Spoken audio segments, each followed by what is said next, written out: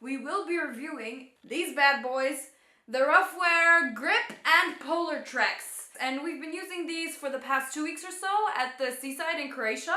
And I've got written down a couple of pros and cons about each type of boot. So let's get right to it. Here is my little pros and cons list. Anyway, so I will be reviewing the Grip Trex first because they seem to be the kind of go-to for people.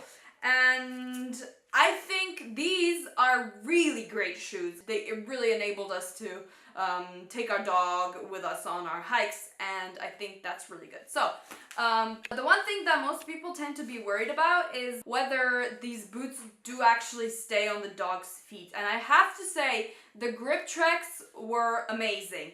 No problems there whatsoever. Really stayed on for the whole, I don't know, hour and a half long hike without any problems. They're really nice and light, not too heavy for the dog to walk in, and they are really the material is really good in terms of air and ventilation, and the dog's feet did not overheat in it. I was a bit worried about that because we were walking during the summer, obviously, but I have to say, her paws in these were fine in terms of temperature wise. And another thing that came in quite handy, I think, that I did not think about before was the actual grip. Basically what the boots are named after, the Grip Trex. You have a nice bottom side of the shoe that has a nice little pattern on there to ensure that the dog really has a good grip on what they're stepping on. So this meant that she didn't trip over her feet, she didn't trip over the boots, they weren't hindering her in any way. And this is, I think, partly because of the really good grip that they have. Another thing that I really liked about the Grip Trex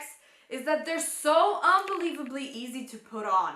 Really, you just slip the dog's foot in, and then you have this nice little Velcro system at the top with like a little buckle, and you tighten it as much as you want, and that's it. Super simple, super fast. Your dog doesn't have to stay in one spot for too long. You just slip them on, and yeah, that's it. Now on to the disadvantages, is that it irritated her dew claw, and that is, the dew claw is the little claw that they have like up by the side of their paw.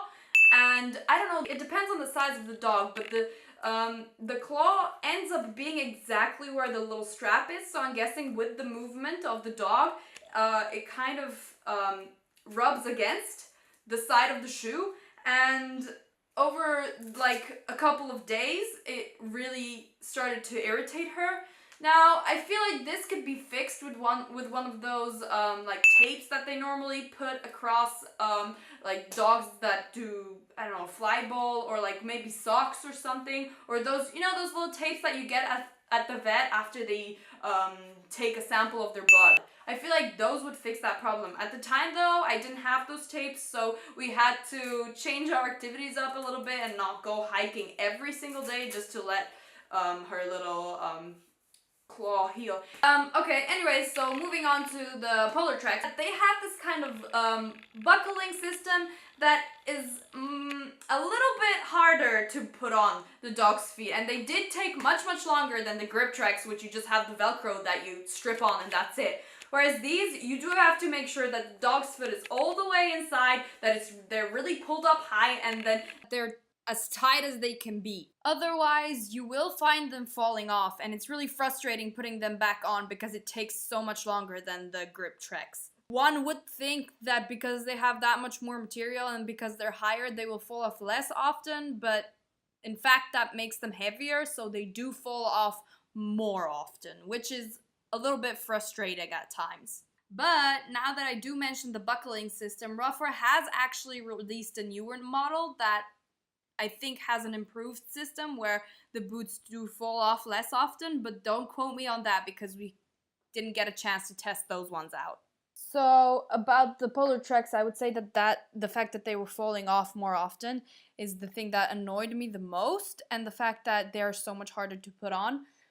But like I said, that may have improved with the newer model. But the good thing was that despite the fact that they were made to trap in the dog's heat, my dog's paws did not actually overheat in the boots, so they could be used in a summer kind of environment as well. So in general, I would say that the Grip Trex are much better for a summer kind of environment, on hikes where there is no snow, because they're much easier to put on and they stayed on for a lot longer, and their grip is also much better than from the Polar Trex. But in the case that you do need boots for the snow, I would recommend the Polar Trex because they are still made out of really durable material that is still flexible and protects your dog's paw. But be aware that they may have a tendency to fall off more often.